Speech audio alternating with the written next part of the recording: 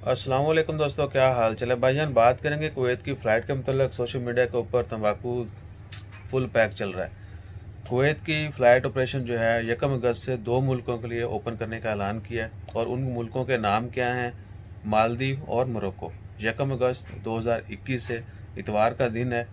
सिर्फ मोरक्को और मालदीव से जो है डायरेक्ट फ़्लाइटें ओपन करने का ऐलान किया है, और वो भी जिनके पास इकामा है या जिनके पास वर्क परमिट है कुवैत का, या जो नेशनल है कारपोरेट, ये वो इस तरह के लोगों को इजाज़त है।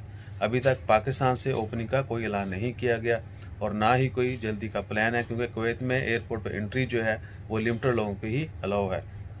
और दूसरा, बाकी ट्रैवलिंग के कवरिंग आपको पता है कि वैक्सीन लगी होना चाहिए।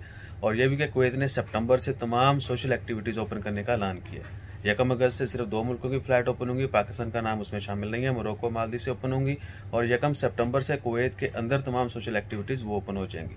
और मोस्टली क्या है कि वैक्सीन हर किसी के लिए लाजमी है।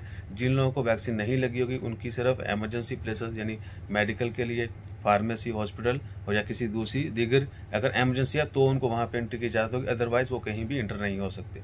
मतलब आपको वैक्सीन हर हाल में लगवानी ही है अगर आपने मिन्नी मिन्नी घूमना है, काम पे जाना है। ठीक है।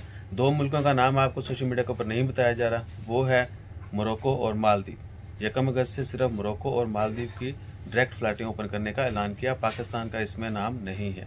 अपना ख्याल रखिएगा। और यह भी कि यूएई की फ़्लाइटें भी पाकिस्तान से एटलीस्ट 31 जुलाई तक सस्पेंडेड है। उसके बाद ही कोई खबर आएगी। लेट्स सी कि कब जो खबर आती है और क्या खबर आती है, कौन सच और कौन झूठ शेयर करता है। जैसे कोई खबर निकली या किसी को इनकाउंटर करना हुआ तो हम हाजिर होंगे। जज़ाकल्लाह। अल्लाह।